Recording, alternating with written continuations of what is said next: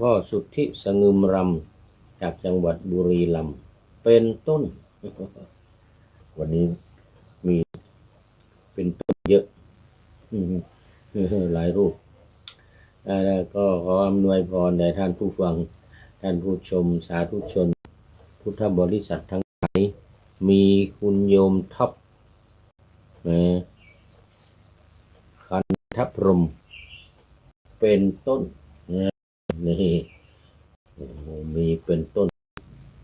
ทุกรายการเลยทั้งพระรัตนตรัยก็มีพระพุทธเจ้าเป็นต้นพระมหาเถระ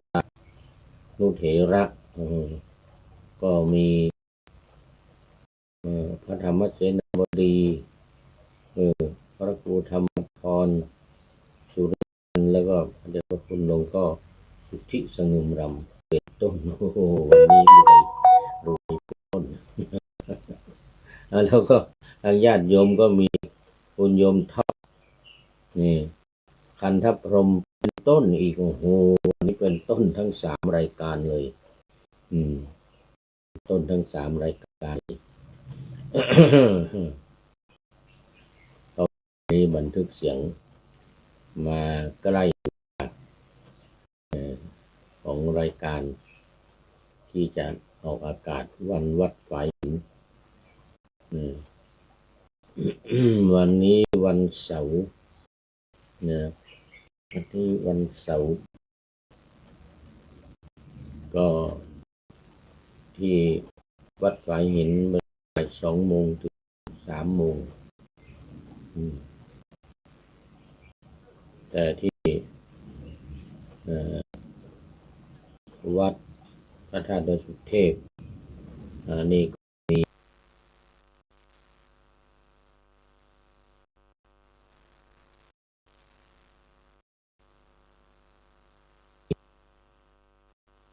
นึกพระรัตนตรัยมาช่วยเพราะว่าเป็นที่พึ่งพระรัตนตรัยเป็นที่พึ่งและสวดปริตไม่ว่าจะเป็นขันธปริตอาตานาติยปริตแล้วก็รัตนปริตรัตนสูตรรัตนขันธสูตรอาตานาติย3 สูตรนี้เป็นการแก้ไขวิบากแล้วก็สำหรับผู้ครองชาวพุทธในฐานะที่เป็นบทสวดสรรเสริญบทสวดเกี่ยวกับพระพุทธเจ้าในอดีตก็คือพระรัตนตรัยนี่แหละพระพุทธพระธรรมพระสงฆ์นี่แหละแต่ละสวดก็ตั้งใจสวด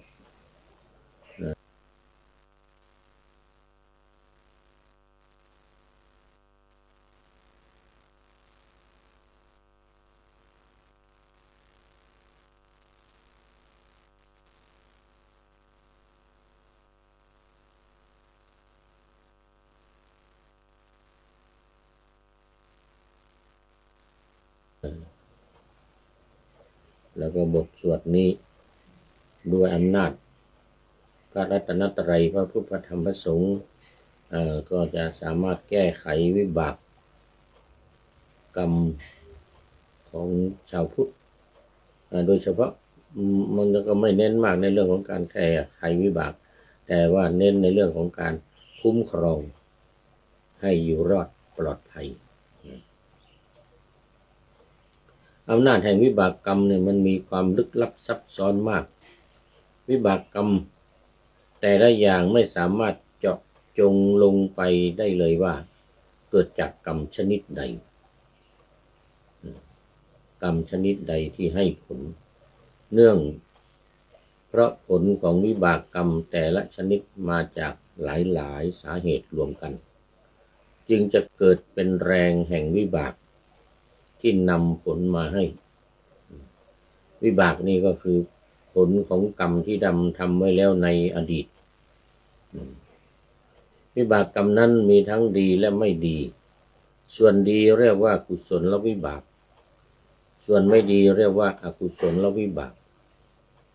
คนเรามักจะปฏิเสธวิบากที่เป็นผลร้ายหรืออกุศลวิบากปรารถนาแต่วิบาก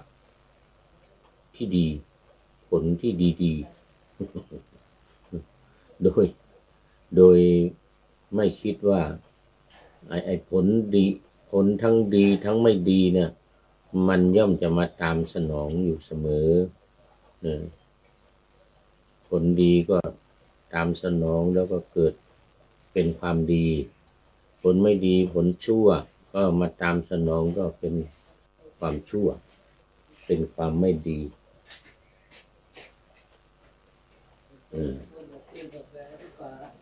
กุศลวิบากคนเรามักจะปฏิเสธปรารถนาวิบากแต่ถึงแม้จะปฏิเสธอย่างไรก็ตาม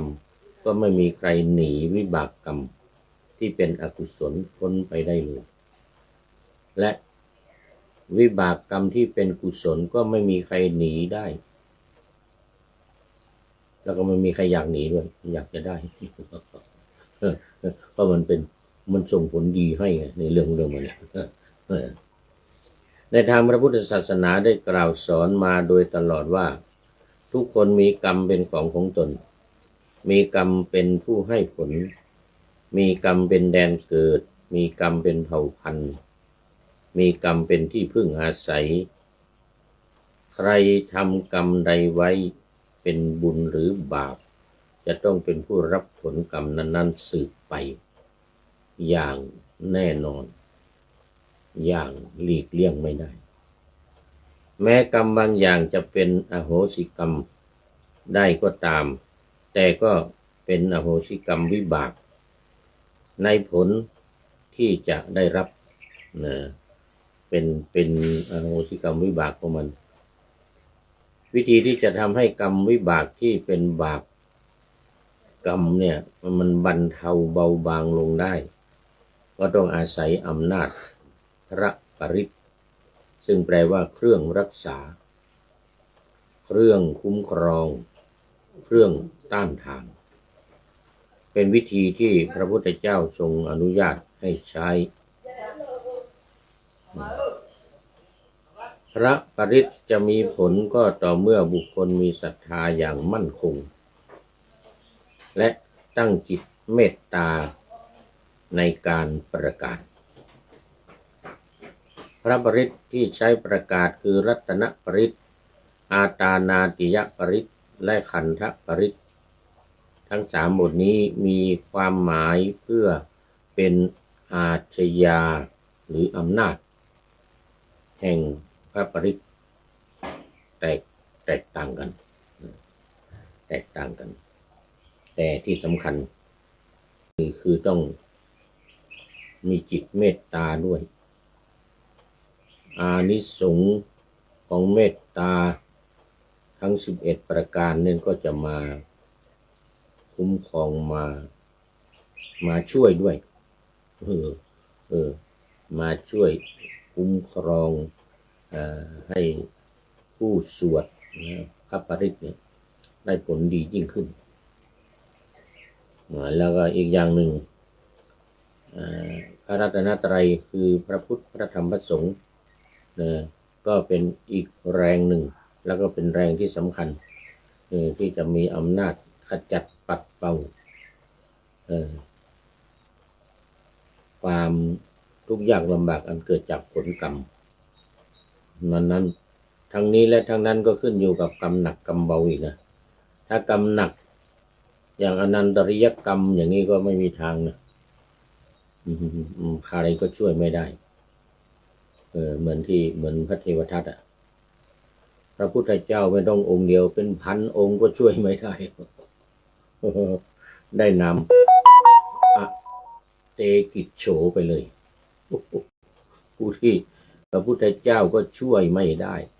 ไม่มีใครช่วยได้พระพุทธเจ้าช่วยไม่ได้แล้วคนอื่นไม่ต้องพูดถึงไม่ต้องพูดถึงทีนี้เรามาดูรัตนปริตเทวดาทั้งหลายในแสนโกฏจักรวาลยอมรับเอาอาทยาแห่งพระปริต พื่อกำจัดภัย3 ประการอันเกิดจากโรคภัยมนุษย์ภัยเบียดเบียนและการดำรงชีพที่ฝืดเคืองพระปริตรนั้นคือรัตนปริตร3 อย่างนะโรคภัยไข้เจ็บที่อยู่ในตัวของเราแล้วก็มนุษย์เบียดเบียนคือผีพูดผีปีศาจทั้งหลายและการดำรงชีวิตที่ฝืดเคืองเนื่องมาจากผลกรรมในปางก่อนแต่ถ้าปริตรนั้นที่เป็นรัตนปริตรเนี่ยก็คือพระพุทธพระธรรมพระสงฆ์เนี่ยรัตนะทั้ง3รัตนตรัยเนี่ย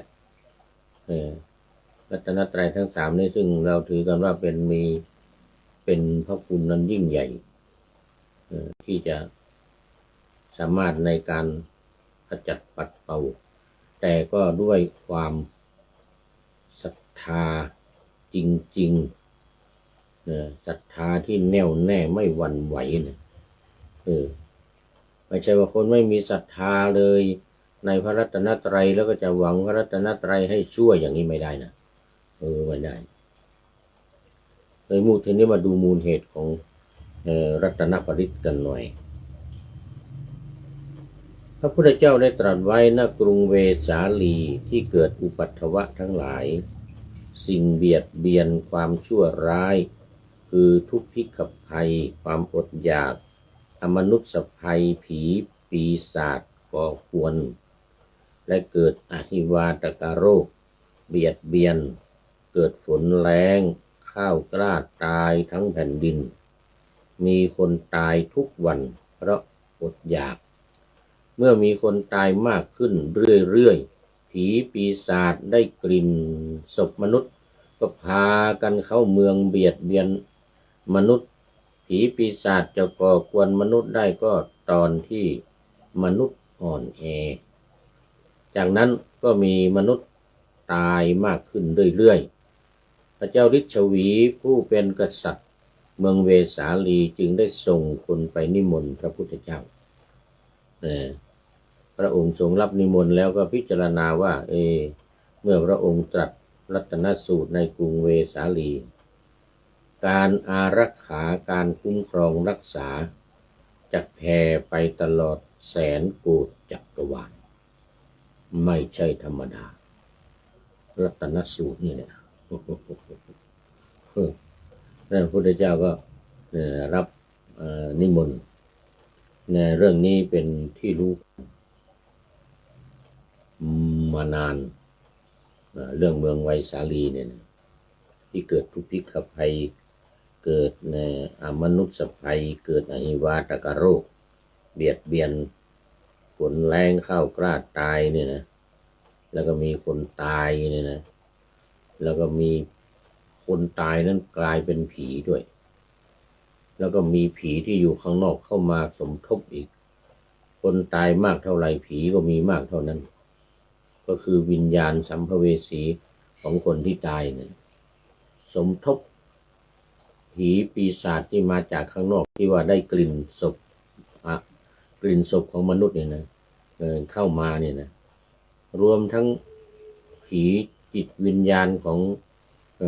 คนที่ตายเนี่ยคนที่ตายด้วยโรคภัยไข้เจ็บต่างๆเหล่านี้ก็เป็นผีอยู่แถวนั้นน่ะสมทบกันกับผีที่เข้ามาจากข้างนอก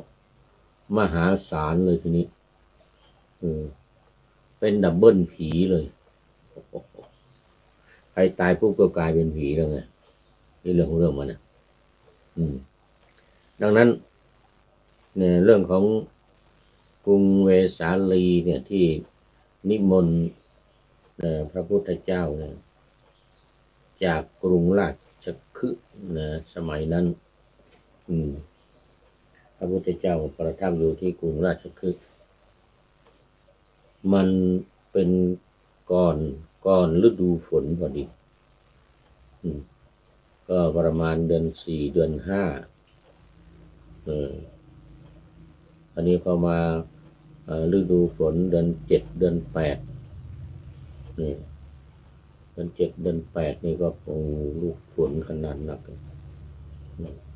แต่ก่อนที่จะเสด็จไปนั้น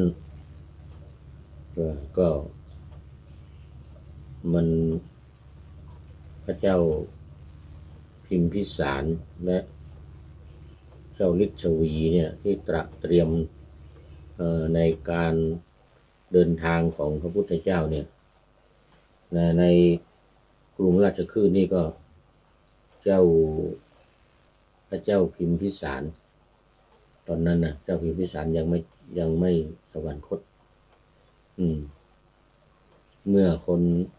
ทางไวสาลีไปอาราธนานิมนต์พระพุทธเจ้าเนี่ย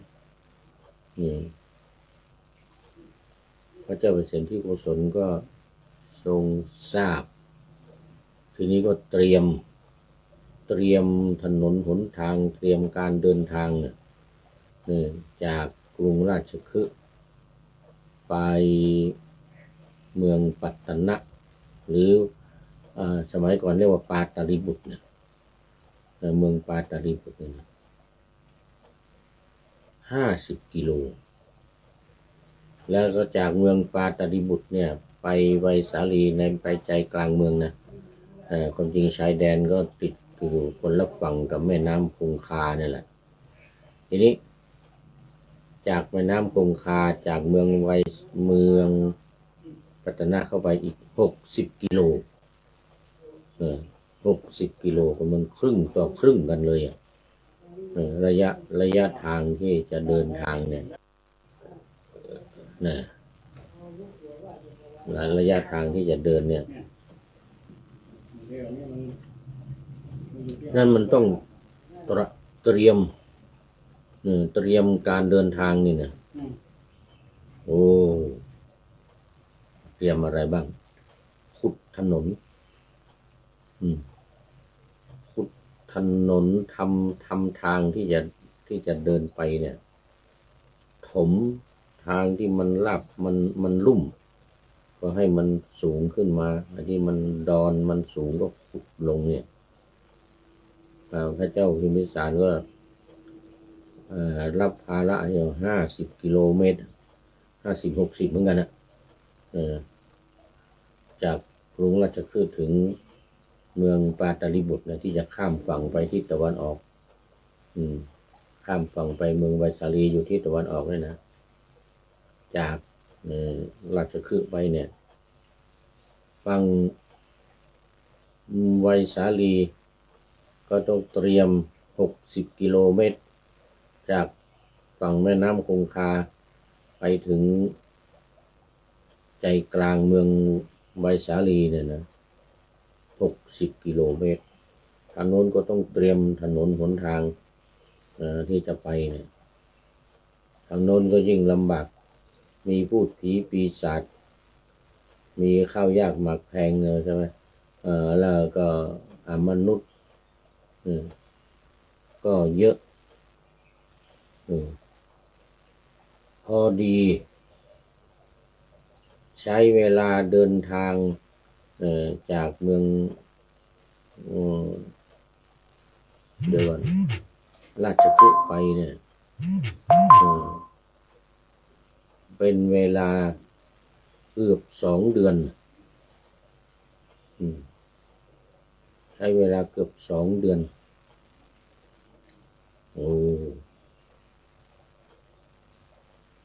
ตอน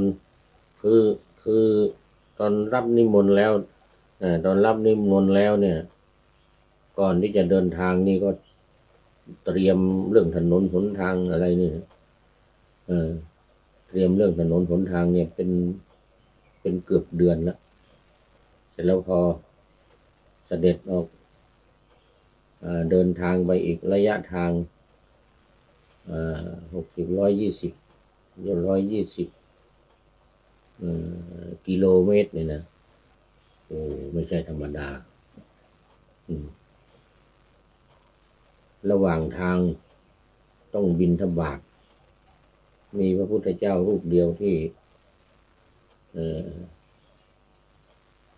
พระพุทธเจ้าก็ต้องบิณฑบาตไปด้วยกันนั่นแหละ เออก็ต้องบอกแจ้งไปยังตาม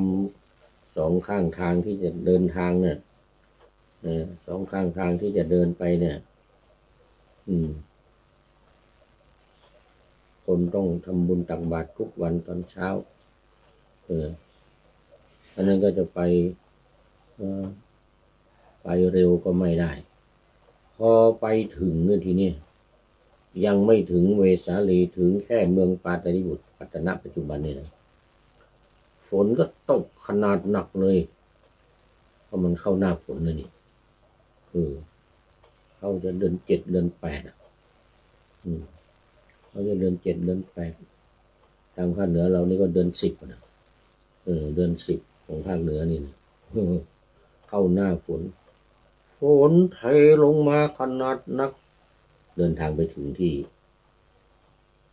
ฝั่งแม่น้ำคงคาเมืองปาตลิบุตรฝนเทลงมาโอ้โหทั้งสองฝั่งเลยทั้งฝั่งเมืองมคธปาตลิบุตรเนี่ย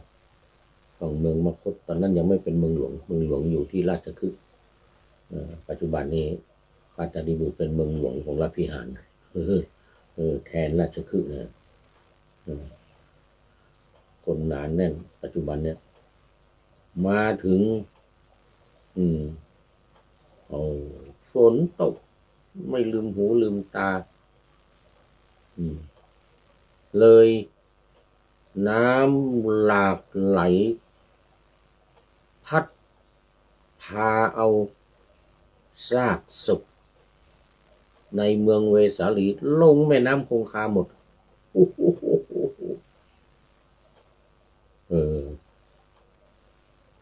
บางเห็นอาจารย์เสถียรพงษ์วรรณปุกวิจารณ์วิเคราะห์ว่าเป็นนโยบายของพระพุทธเจ้าว่างั้นนะอาจารย์เสถียรพงษ์นี่นะอาจารย์เสถียรพงษ์วรรณปุกเรียนธรรม9 ประโยคราชบัณฑิต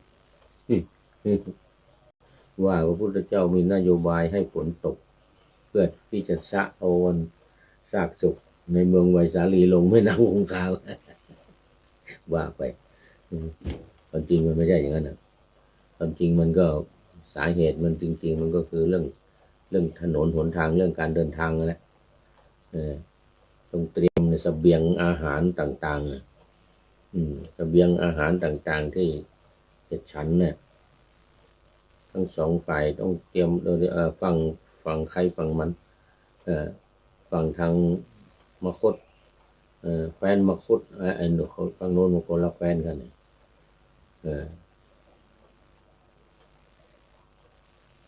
ไวสาลีทางโน้นนะเวสาลี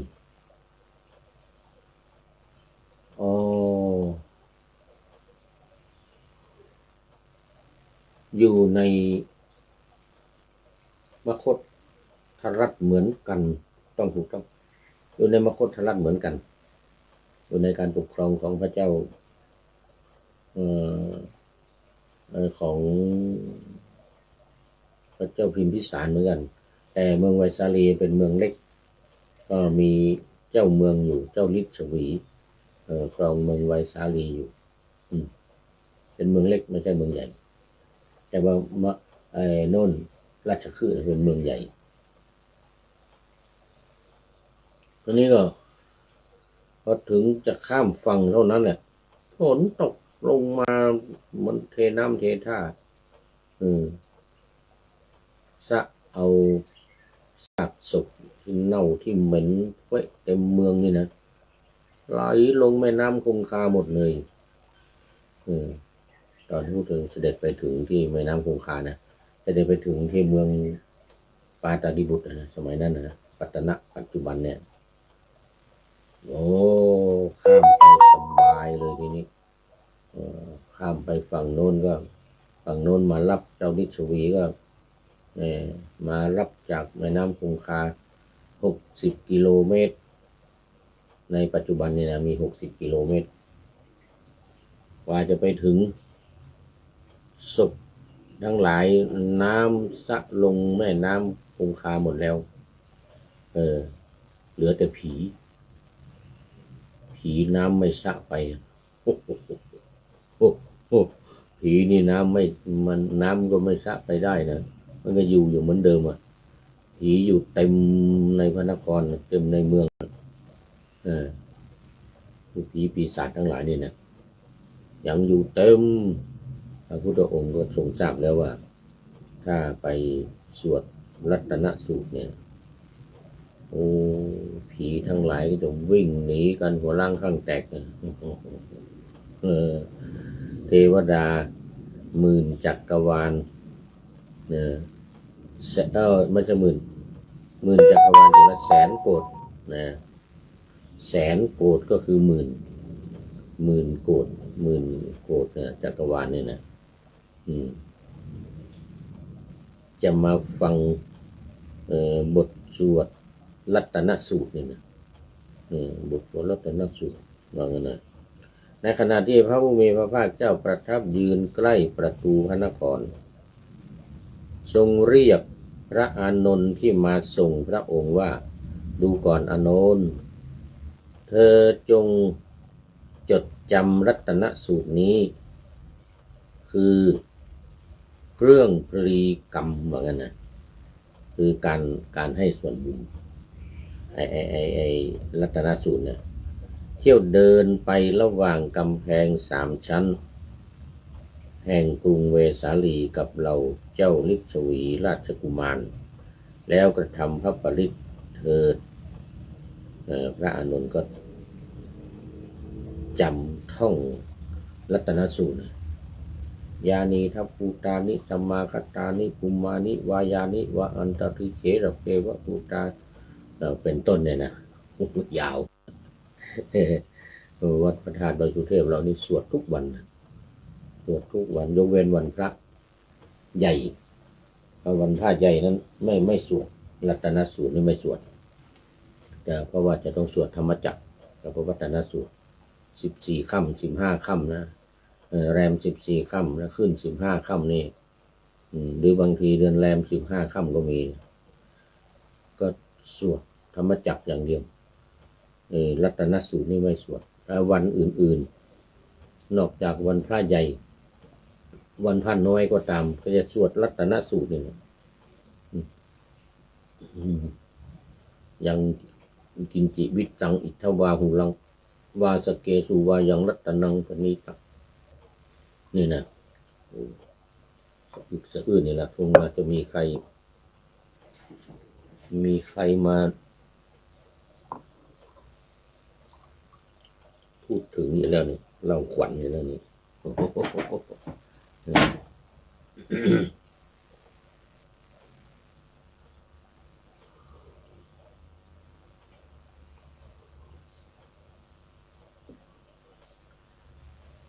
ทางเหนือนี่ถือว่าถ้าสะอื้นมีคนพูดถึงในทางที่ไม่ดีเล่ากันที่อื่นนะเขาเรียกว่าเล่าขวัญพูดถึงในทางที่ไม่ดีโจตนากันนี่นะคราวนี้พระอานนท์ก็รับบาตรของพระพุทธเจ้านี่นะเอาบาตรของพระพุทธเจ้าเนี่ยตักน้ำเดินประพรมไปทั่วพระนครแล้วก็สวดปริตไปด้วย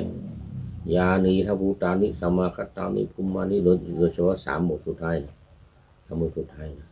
ตถาคตังเทวมนุสสปุชิตังพุทธังนมัสสามาสุวัติโหตุธัมมังนมัสสามาสุวัติโหตุสังฆังนมัสสามาสุวัติโหตุเนี่ยนะสวดโอ้โหกำแพง3 ชั้นชั้นนอกชั้นกลางชั้นในไปทั่วกำแพงเมืองเหมือนกับคือเมืองเชียงใหม่แล้วนี่นะเหมือนที่คือเมืองเนี่ยแต่นี่ยังมีกำแพงชั้นเดียวนะแต่ไวสาลี3 ชั้นกว่าที่จะเข้าถึงชั้นในสุด ที่เป็นราชฐาน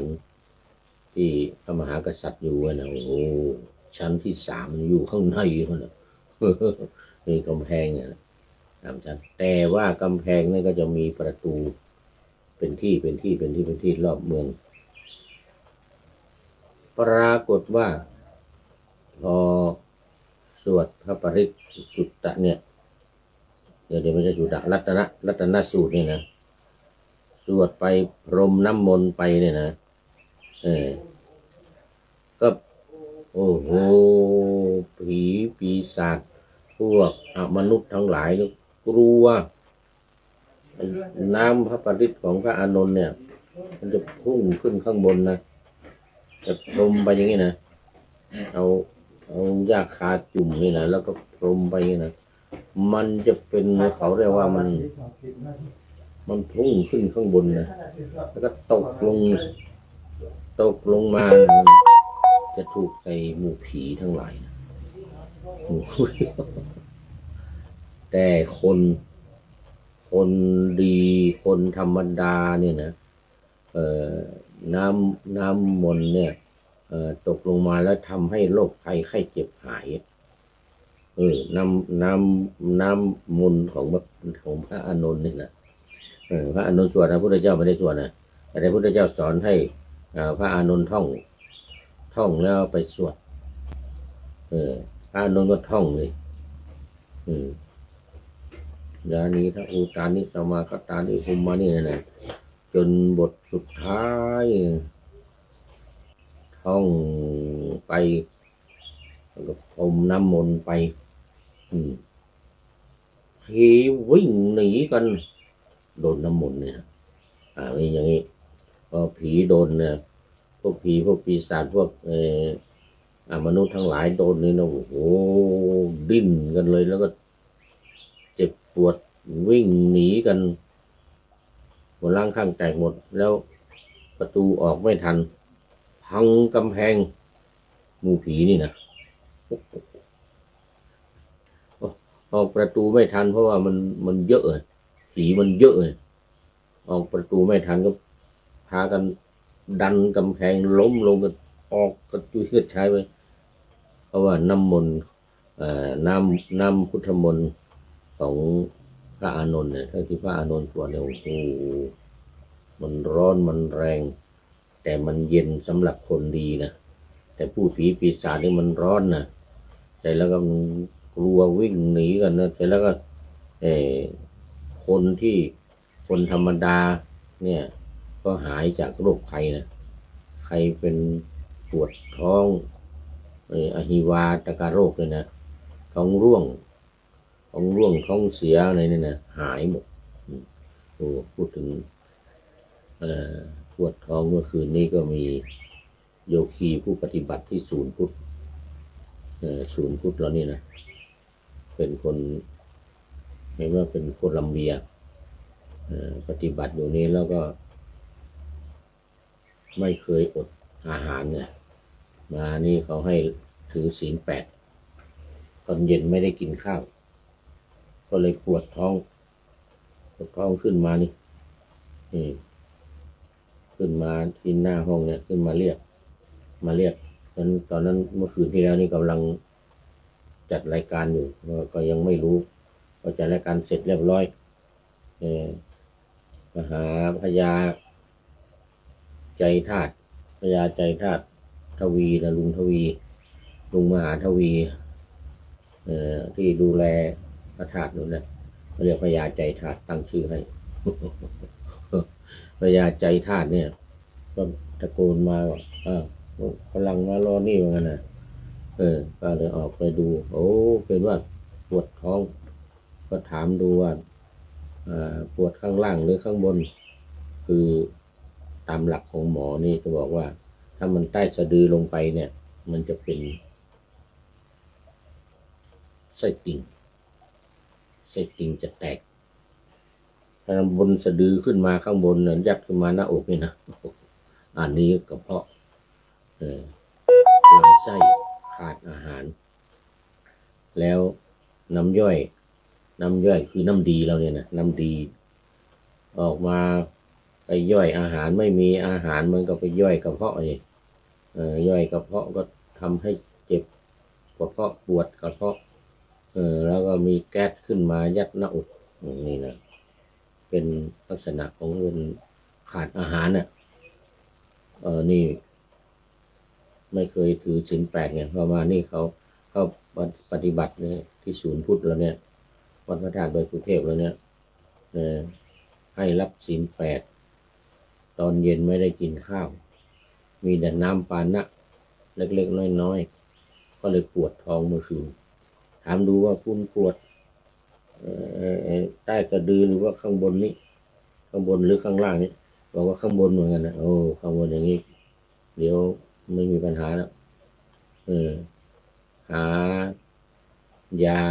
นี่ว่าจะเอายานี้ไปให้กินเอายานี้ไปให้กินสักครึ่งชั่วโมงหรือ1 ชั่วโมงเลยนะเนี่ยแก้กรดในกระเพาะสมานแผลได้มาจากโรงพยาบาลต้องมีไว้ประจำเหมือนกันเพราะว่าเป็นโรคกระเพาะเวลาปวดท้องมาหรือว่าอะไรนี่มาก็ต้องฉันนะเนี่ยไม่ต้องมากเนี่ยฝามันเนี่ยสองฝามาเนี่ย2 ฝานี่นะเอาไป2 หรือ 3ก็ได้2 หรือ 3ก็ได้ตอนหลังบางครั้งมาขี้เกียจใส่ฝาก็ ประมาณเอานี่นะก็เลยออกไปก็เดี๋ยวจะเอายานี้ให้กินแต่ว่า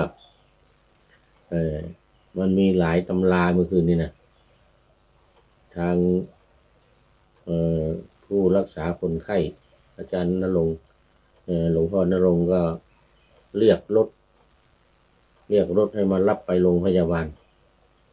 เขาไม่เชื่อสูตรของเรา ที่ไหนได้ไปโรงพยาบาลจะมีอะไรหมอก็เอายาให้กินเสร็จแล้วก็นอนพักตอนเช้านี้ยังไม่สว่างรถพามาแล้วพามาแล้วมันไม่ใช่ไส้ติ่งไม่ต้องผ่าตัดเนี่ยมันเป็นกระเพาะนี่เรื่องของเรื่องมันนะมันเป็นกระเพาะความจริงเมื่อคืนถ้าฉันดื่มยาของโรงพยาบาลเนี่ย2 ฝานี่นะ2 ฝานี่อีกสัก30 นาทีหรือ1 ชั่วโมงก็ทานอาหารอ่อนๆเข้าไปเช่นโจ๊กหรือผลไม้คั้นส้มอะไรต่างๆนี่นะแล้วก็ดื่มเข้าไปสุขหายไม่ต้องไปโรงพยาบาลหมอก็ให้ยากินให้อาหารเมื่อคืนที่โรงพยาบาลไอ้ยาอันนี้แหละ ยาอันนี้แหละพอทานยานี่เข้าไปสัก2 ชั่วโมง1 ชั่วโมงครึ่งชั่วโมงขึ้นไปนะประมาณ1 ชั่วโมงเนี่ยก็อาหารอ่อนๆให้ทานก็จบนี่ยังไม่สว่างเลยรถพามาที่นี่เลยนี่มูคีลานุปถากพระคีลานุปถากของวัดนี่นะดูแลคนไข้ดูแลผู้ป่วยดูแลผู้เฒ่าผู้แก่พระเถระมันตั้งอยู่ที่หน้าวัดตั้งปฐมพยาบาลอยู่ที่นั่นใครปวดท้องเจ็บท้องใครเป็นลมอะไรต่างๆอยู่มาดูแลกันที่นั่นแล้วเขาก็มีรถลิมูซีนพาไปโรงพยาบาลเขาเคยทำกันอย่างนั้นตุลุงณรงค์ใครเป็นอะไรมาก็พาไปโรงพยาบาลไม่รู้สูตรคือสูตรนี่เป็นสูตรของอนาถบิณฑิกะเศรษฐีเขาบอกให้ฟังแล้วนะเมื่อคืนก็บอกให้ฟังอนาถบิณฑิกะเศรษฐีเนี่ยวันพระเนี่ย ทุกวันพระไม่ว่าจะ8 ค่ำ15 ค่ำ14 ค่ำ15 ค่ำคนทุกคนพนักงานทุกคนทั้งลูกทั้งเมียทั้งเด็กขนาดเด็กที่ยังดื่มนมอยู่นี่ก็ให้ถือศีล8บ้านของอนาถาบิณฑิกเศรษฐีนะแต่เศรษฐีจะเตรียมอาหารไว้4 ชนิดคืออาหารที่เป็นน้ำของเหลวเลยเนี่ยนะผลไม้ส้มคั้นอะไรต่างๆเนี่ยนะแล้วก็2ที่หนักขึ้นมาก็เป็นผลไม้คั้นนี่เหมือนกันแต่ว่ามีเหยื่อแล้วก็มีเหยื่อทานเข้าไปแล้วก็ประเภทที่3อาหารประเภทที่3นี่ก็เป็นพวกข้าวต้มเป็นข้าวต้มแล้วก็เป็นอาหารอะไรอ่อนๆเลยนะประเภทที่4ก็อาหารจริงเลย4อย่างถ้าไม่อยู่นะถ้าไม่อยู่นะโดยเฉพาะเด็กๆนี่ก็จะเอาอาหารอ่อนๆให้ก่อนนมให้ดื่มเด็กๆนะให้ดื่มนมแล้วก็ให้อาหารอ่อน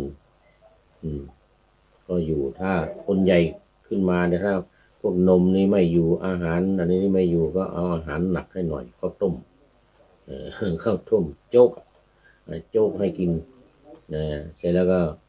ถ้าหนักจริงๆไม่ไหวไม่อยู่ก็อาหารจริงเลยโภชนาอาหารเลย มีอยู่สี่ระดับอาหารมี4 ระดับที่อนาถบิณฑิกเศรษฐีเตรียมไว้ให้คนในบ้านก็เป็นเป็นพันมั้งต้องถือศีล8หมดบ้านอนาถบิณฑิกเศรษฐีนี่นะน่าจะเป็นพันนะคนงานนะทั้งคนงานทั้งญาติพี่น้องอะไรต่างๆลูกหลานของอนาถบิณฑิกเศรษฐีต้องถือศีล8หมดพระพุทธองค์ทรงอนุญาตแล้วไงเพราะว่าถ้าอาพาธปวดท้องขึ้นมาหิวข้าวเกิดจากความหิวนี่แหละเมื่อคืนนี้ก็เหมือนกันโยคีผู้ปฏิบัติเนี่ยเป็นผู้หญิงคนโคลัมเบียแล้วปวดท้องข้างบนเนี่ยไปโรงพยาบาลจะมีอะไรก็ยานี่ให้กินแล้วก็อาหารให้กินจบจริงถ้าไม่เอาไปนะถ้ากินอยู่ที่นี่นะกินอยู่ที่นี่ดูแลกันอยู่ที่นี่ก็เหมือนเดียวกันเหมือนกับไปโรงพยาบาลพูดเรื่องอะไรเนี่ยโอ้โหคุณรัตนสูตรพวกผีปีศาจนี่ก็นี่วิ่งหนีกันหัวล้างข้างแตกพังกำแพงหนีก็เรียบร้อยโอ้เขาเรียกว่าเป็นเสิร์ชแก้วเลยนะไอ้น้ำมนต์ของพระอานนท์สวดบทรัตนสูตรนี่แหละเรื่องนี้เป็นมูลเหตุของการทำน้ำมนต์พระอานนท์ทำเป็นครั้งแรกซึ่งพระพุทธเจ้ายังไม่ได้บัญญัติห้ามต่อมาภายหลังพระพุทธเจ้าได้ทรงบัญญัติห้ามไว้ในมหาศีลข้อที่7อันมีข้อความว่าภิกษุเว้นขาดจากการเลี้ยงชีพโดยทางผิดด้วยดิลัชฌานวิชชาเช่นอย่างที่สมณพราหมณ์ผู้เจริญทางบางจำพวกฉันโภชนะที่เขาให้ด้วยศรัทธาแล้วยังเลี้ยงชีพโดยทางผิดด้วยดิลัชฌานวิชชาเห็นปานนี้คือทำพิธีบนบานทำพิธีแก้บนร่ายมนต์ขับผีสอนมนต์ป้องกันบ้านเรือนทำกระเทยให้กลับเป็นชายทำชายให้เป็นกระเทยทำพิธีปลูกเรือนทำพิธีบวงสรวงพื้นที่พ่นน้ำมนต์รดน้ำมนต์ทำพิธีบูชาไฟเป็นต้นแบบพราหมณ์ทั้งหลายทำเลยนะแม้ข้อนี้ก็เป็นศีลประการหนึ่งพระสุตตันตปิฎกทีฆนิกายศีลวรรค เล่มที่1หน้าที่318นะในพระสูตรเล่มที่1ศีลวรรคนะในทีฆนิกายศีลวรรคนะเล่มที่1หน้า318บอกไว้ชัดเจนในเรื่องของศีลเขาเรียกว่ามหาศีลมหาศีลข้อที่7นะมหาศีลนี่คือเว้นขาดเลยจากการทำพวกนี้ทำพิธีบนบานศาลเก่าทำพิธีแก้บนร่ายมนต์ขับผีสอนบทป้องกันบ้านเรือนเนี่ยทำกระเทยให้เป็นผู้ชายทำผู้ชายให้เป็นกระเทยโอ้มีพิธีกรรมของพราหมณ์มีอย่างนี้ด้วยพวกพราหมณ์ทั้งหลายนี่นะทำผู้ชายให้เป็นกระเทยโอ้ยหนอมูนี่เนี่ยทำพิธีปลูกเรือนพิธีบวงสรวงพื้นที่พ่นน้ำมนต์ลดน้ำมนต์พ่นน้ำหมากว่าเอาแล้วลดน้ำมนต์พ่นน้ำหมากทำพิธีบูชาไฟอยู่นี่นะนี่ก็นี้ก็เป็นศีลเป็นมหาศีลข้อที่7มหาศีลข้อที่7ให้เว้นขาดจากสิ่งการทำพวกนี้อันนี้เป็นอยู่ในมหาศีลนะให้เว้นเอาเองต้องไปดูในศีลวรรคเล่มที่1หน้าที่318พระสูตรทีฆนิกายนี้รายการพระไตรปิฎกลอยฟ้าของเราจบไปแล้วเล่มที่1พระสูตรเล่มพระสูตรศีลวรรคที่1นะว่าไปแล้วเอามาในนี้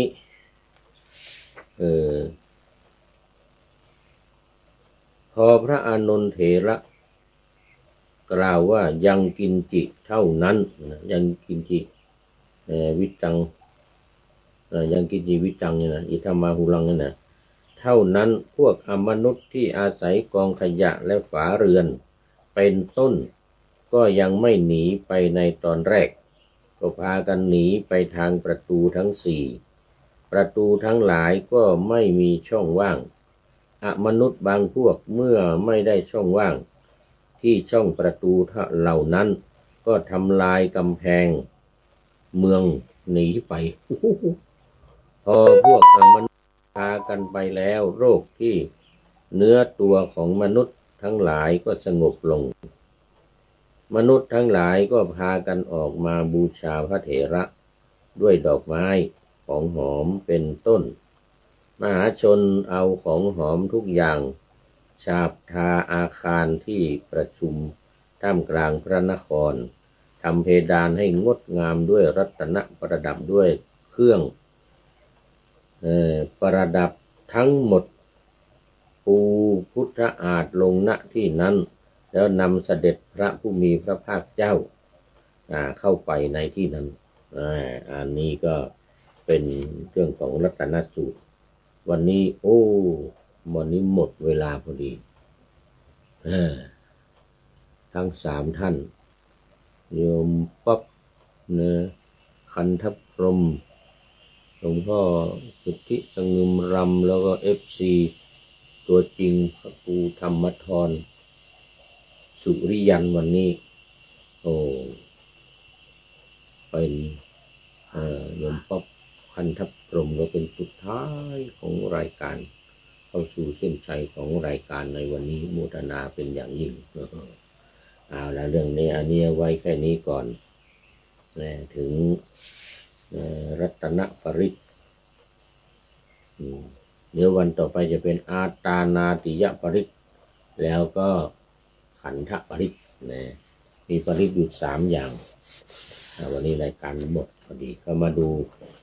ข้อคิดท้ายรายการวันนี้ได้จากผู้ใดเนาะแลผู้ใช้นามปากกาว่าคุณพิสิทธิ์ศิวิไลพิสิทธิ์ศิวิไลในรายการนี้ออกวันพรุ่งนี้วันอาทิตย์นะ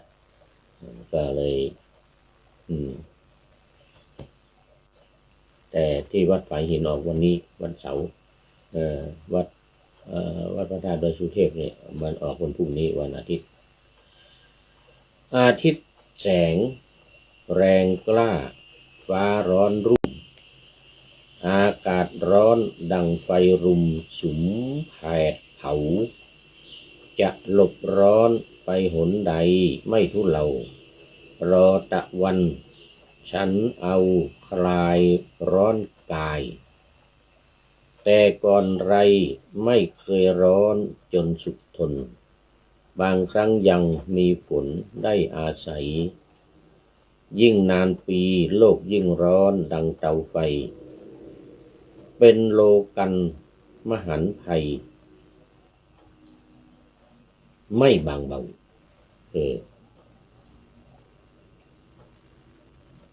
หากร้อนใจผสมสุมรุมเผาสวงยิ่งดูดซับทุกทั้งปวงโหมซึมเศร้าแม้นมีธรรมช่วยดับไฟในใจเราพอบรรเทาเพลิงพิษในจิตเอาละตอนนี้ขอบูรณาขอบคุณคุณพิสิทธิ์ศิวิไลที่ให้ข้อคิดท้ายรายการมาเรื่องแสงแรงร้อนของโลกโดยเฉพาะแสงจากดวงอาทิตย์แล้วต่อไปนอกจากดวงอาทิตย์ยังมีแสงยังมีความร้อนจากการเผาไหม้ของอะไรฟอสซิลอะไรตอนนี้การเผาไหม้ของออกเทนอะไรทั้งหลายนะทำให้โลกร้อนจะเกิดสภาวะเรือนกระจกละโมทนาขอบคุณกับคุณพิจิตรศิวิไลไว้นาทีนี้เป็นอย่างยิ่งขอนำนาวาวังทองไปก่อนแล้วจะย้อนมาใหม่ในวันหน้าคือวันพุธศุกร์เสาร์อาทิตย์ตามตารางเวลาที่วางอยู่ข้างในขอทุกท่านเป็นธรรมะจากพระราชวังเป็นนาวาโด่งดังสว่างไสวเป็นทองคำล้ำค่ากว่าสิ่งใดชุบชีวิตจิตใจให้ใสงามขอเชิญท่านทั้งหลายนำไปท่องตามคุณของพระรัตนสามพุทโธเมนาโถธัมโมตามสังโฆเมนาโถยามภาวนาว่าบ่อยๆซ้ำๆจำในจิตจนมันติดในใจไม่หายหน้านอนนั่งยืนเดินจำทุกเวลาตั้งแต่ตื่นขึ้นมาถึงหลับไปขอทุกท่านได้ผลจากปฏิบัติได้กำจัดความทุกข์พบสุขใสพลันปลอดโปร่งโล่งสบายทั้งกายใจอยู่ที่ใดใจสงบพบนิพพานขอเจริญพร